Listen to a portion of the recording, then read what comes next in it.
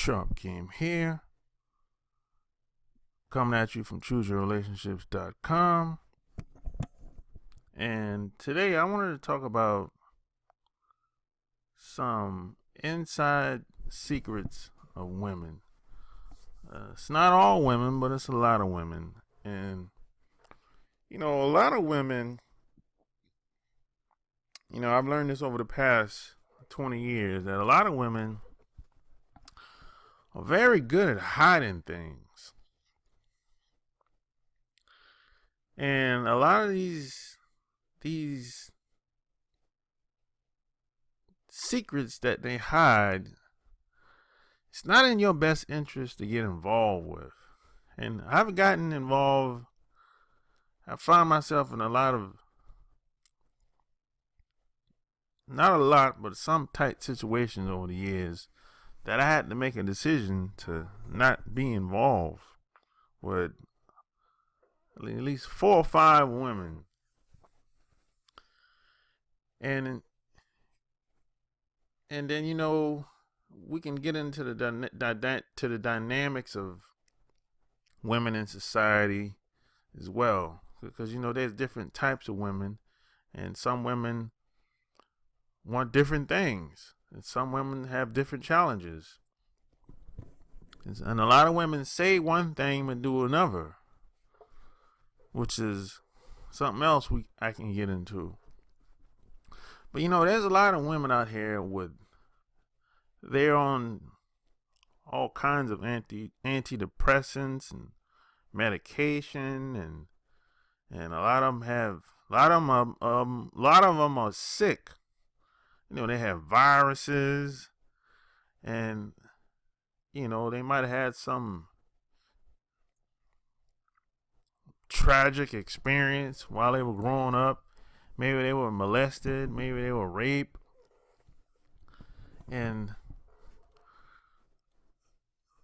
but they never seem to get around to telling you this. If you're a guy, you don't even, half of the time, you don't even know who you laying down with. And I think it's kind of tragic. It's kind of, that's some of that stuff just rub me the wrong way. If you're on antidepressants, I need to know. If you have a virus, I need to know. If you're on some type of drugs that the doctor prescribed to you, I need to know. But a lot of women don't seem to have the same philosophy or belief that they should tell people. They just like to hide things. If you had a bad relationship with your parents, I need to know. Don't hide it. And when we start in a year or two later, or maybe longer, I find out. Once, we have a family together, a baby or something like that. When we get married, I need to know that stuff as early as possible. I need to know how you grew up. Did you grow up in foster care? Did you grow up with one parent? Did you grow up with both parents? Did you grow up in a happy home? Did you grow up in a not so happy home? I need to know this stuff. Then you have some women that are claiming they're feminists, right? This is a very interesting, I don't know if you want to call it an organization or whatnot, but it's a interesting group of women, the feminist movement. So you have white women on one spectacle. They secretly want to destroy the traditional relationship as we see it today. And they're doing a pretty good job of that, spreading the propaganda. They want to destroy that. They don't really care about males and females getting along. They want to destroy all of that secretly. And they think that males and females should be equal. But scientifically speaking, that's illogical. I mean, males, and I think males are good at doing what they do, and women are good at doing what they do. If they see their potential, if they have that belief. But somehow, women want to compete against guys for whatever reason. You know, they feel like they should be able to, have the same, we should be equal, should be 50-50. Everything should be equal across the board. And that's very illogical way of thinking. My thing is, if you want to be,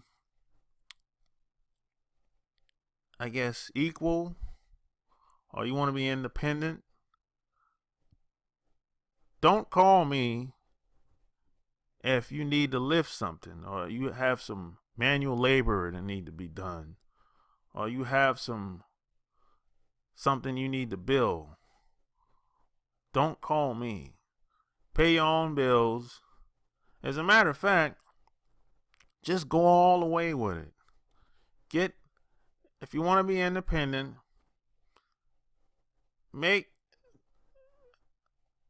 just be physically fit. I mean, have a 6-pack. Go all the way with it if you want to be independent. That's what I say. I say, why cheat yourself? Don't, just like they said, don't cheat yourself, treat yourself. If you want to be independent, if you want to be like a man, if you want to be equal to men, and if you want to challenge men, be physically fit, have all your shit in row, get your game tight, be covered from head to toe, top to bottom. That way you won't have to ever call a man for anything. Only person you would have to call if you want to is another woman. Well, that's why I say, hey, don't cheat yourself, treat yourself. Go all in, 110%. And then in these feminist movements, you have black women on the other hand. They want to join in the fight, but it's not their fight. It's the white women's fight against white men, because white men have oppressed the white women in the past. They denied them of a lot of things and kept them in the house. So my thing is, I don't understand why a lot of black women, or non-white women, I should say, why would they want to join a fight that don't have anything to do with them? Because what happens is, for example, a lot of black women, their fight seems to be against black males. But last I checked, black males haven't denied black women of anything. So what I've found through a lot of these feminist movements and meeting a lot of these women over the past 20 years is that a lot of the non-white women, black, Hispanic, Asian women that are feminists, haven't accomplished anything. None at all. As a matter of fact, if you ask a lot of them what they've accomplished since they've been a part of this group of women, they can't give you an answer. They'll say, oh, I'm joining this for the sexist movement and this and that. but they can't really give you an answer. And I've come to the conclusion that a lot of these women secretly want to be with the white guys. They want to be in relationship with the white guys. And this feminist movement gives them easy access to the white guys,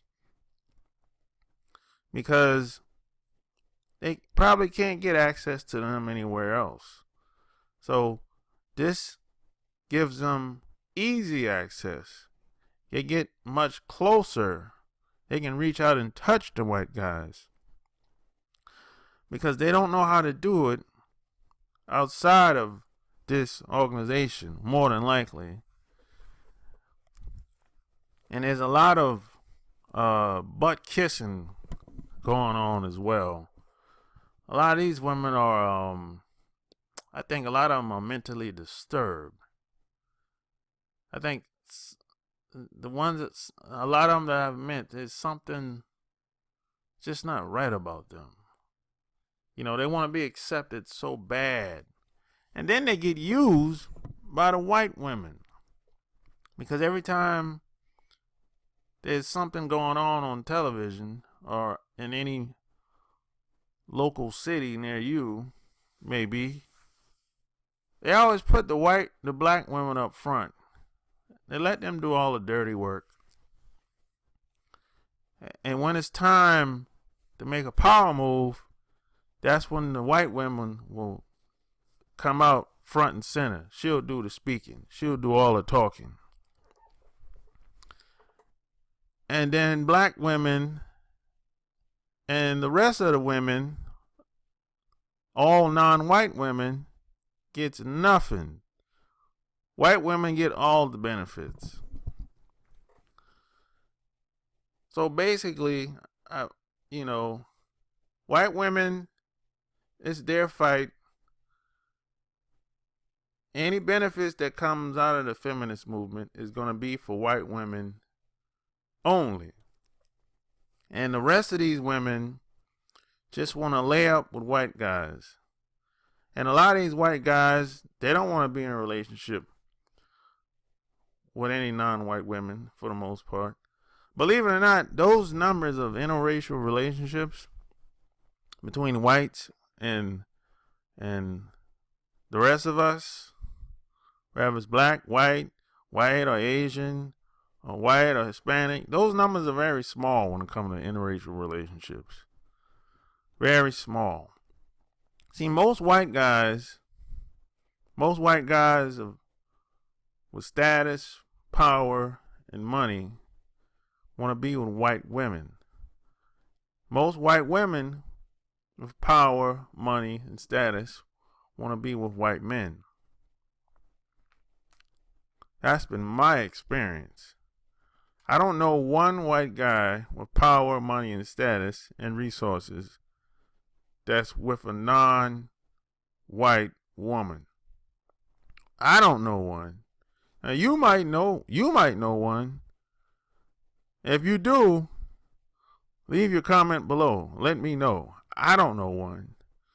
I mean, they might sleep with them, of course. They'll lay down with you. But will they get married to you? Of course. You might be the side piece, or the mistress, or the side dude. But will they marry you? I don't think so. I'll give you an example. Like Michael Jordan with all his status and celebrity. Paris Hilton would not marry him. I use this example all the time. Paris Hilton will not marry him. And you know why? Because they'll kick her out of the family. Take her out of the will next week. If that was to happen. So yeah, they'll lay down with you all day long. You know, hey, there's nothing wrong with having a good time. Anybody can have a good time with you. But as far as doing anything serious, anything productive, business wise? No, it's not going to happen. Most white guys that marry non-white women are usually not well off. They're usually struggling. They're usually probably working 9-to-5 job, if that. They're just working class people. Or probably hillbillies. Something like that. And vice versa. Most white women that I know that a lot of white women they fuck with, they'll lay down with black males easily if they get a chance, if they have the chance. I mean, because there's a lot of sneaking around, a lot of creeping going on too. You know, no one likes to talk about this. A lot of creeping going on. But most white women that you see with black males are usually from lower class families. They grew up poor. So they're trying to come up, basically. And especially a lot of older white women that's past 35, like 40, 50s. Once they get older and around that age bracket, it doesn't matter anymore. Anybody that's interested, you can get it. You can smash. Because she looks at it, the white woman, the older white woman look at it like this. The white guys aren't checking on her like that. If she's single, white guys aren't really fucking with her like that. And even if she's married, her husband ain't fucking with her like that. So if you're a black male, or anybody for that matter, you could be Hispanic, and you come by, speak some good game, throw her a little comment or two from every now and then, time to time, you can get it. You can smash. Easy. From my experience. I mean, I don't do it anymore because, you know, I got married or whatever. But I'm just saying, if I wanted to get back out there, I could easily do it because I got the skills and I know what to say. And I know what's out here. And it ain't too much of change since I got married. I've been married only 7 years now. But it's the same shit going on. Ain't a damn thing changed. Some things change, but then again, some things stay the same. And you got to be careful who you lay down with. A lot of these women they don't take care of themselves when they get older. They get fat, overweight, eat any goddamn thing, smoke, drink, some pop pills, sniff cocaine every once in a while. But they still maintain, though. They go to work 5-6 days a week. You know, got their car, their house, apartment, pay their bills. But you will never know because a lot of these women, they hide things very well. And I think a lot of them watch their mothers growing up hide things from their father. That's how it gets started. Everything gets started at home or from the streets or somewhere. They learn it from somewhere. They just didn't pick this up on television. And so you got to strap up today more than ever with a lot of these women. You got to ask questions. Ask them when the last time they got a checkup. And how often do they go? Do they get an annual checkup? I mean, look at their lifestyle. Do they work out? Are they physically fit? I mean, look at their skin, their hygiene, their hair, how they carry themselves. That's going to tell you a lot right there. Look at the people they hang around.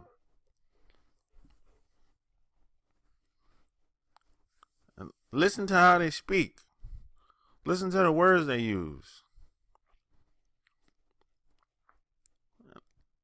Look at what they eat. You know, they say you are what you eat, which is a very true statement. Do they eat anything? Pork, red meat.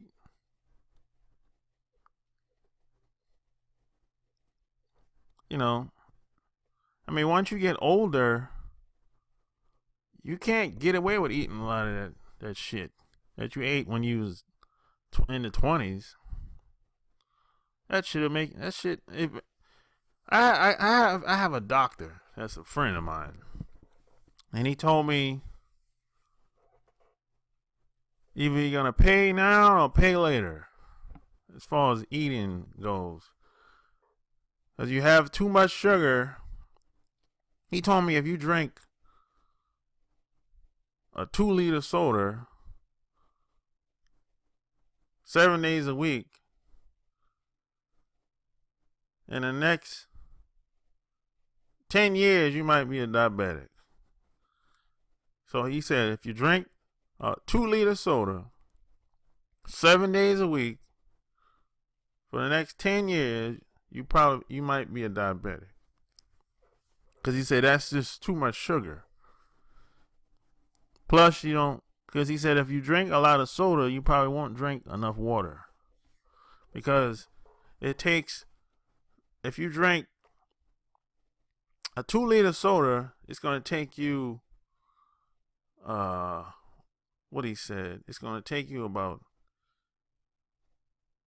10 glasses of water, 10 to 15 glasses of water, depending on your body makeup, to balance that sugar from out of that soda.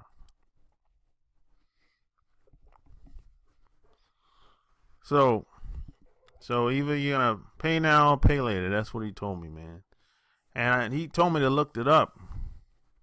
He told me where to go look it up at and everything. And he was right. Because he always tells me that even though he's a doctor, he says, don't believe anything I say. Go look it up for yourself. But yeah, you just got to be careful when it comes to a lot of these women, man. They don't tell you a lot of things. They don't tell you about the trials and tribulations they had. You know, they'll tell you some, but they're not going to tell you the main events, the grand finales. And then you wonder why they have all these little hiccups and they be acting all weird and shit. And a lot of times they done fuck a lot of guys too. A lot of women that act crazy sometimes or just don't know how to act around guys. That's because they done fucked a lot of guys. They done fucked their mind up. You know, because women, for the most part, aren't built for that. Women aren't built for fucking around, fucking a lot of guys. Because every guy that a woman lays up with is a piece of the guy that's left in her spirit. So, whenever you meet a girl, you're basically, and if you were to lay down with her, have sex with her, and you're getting a piece of the other guys that she lay down with. And if she slept with hundreds, thousands of guys, especially at a young age, man, she might be fucked up mentally. She'll be all confused. And you might be too young to figure out why this is. Why is she talking like that? Why is she acting all crazy? Or why is she getting nervous around people? Why is she scared of people? Why she don't know what to say when certain groups of people come around. Or why when you bring your people around, she don't really know how to function. But when she bring her people around, she's comfortable. Because she's too much into herself, and she just done fuck with too many guys, a lot of the wrong guys mainly, and now she ain't ready. She might not be ready to get with somebody like you.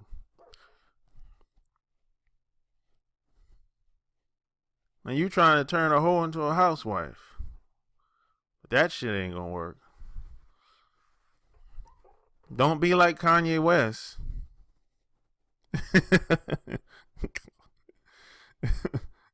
You know? But that shit happens, man. But you just gotta be careful. And do your due diligence. And it takes time to get to know someone well. It takes at least 7 years to get to know someone really, really well. And you have to spend a lot of time with them. You have to go places with them out of town. Hang out with them in the same town. You got to be with them in the same household. You got to be around her family and around your family, your friends, her friends. And if she don't have any friends, that's a red flag. There's a lot of stuff that comes with relationships, man. But it takes time. It doesn't happen overnight. But these are just some things that you should know about women that they won't tell you. Might never tell you. These are some things you have to ask questions, a lot of questions. And you have to talk until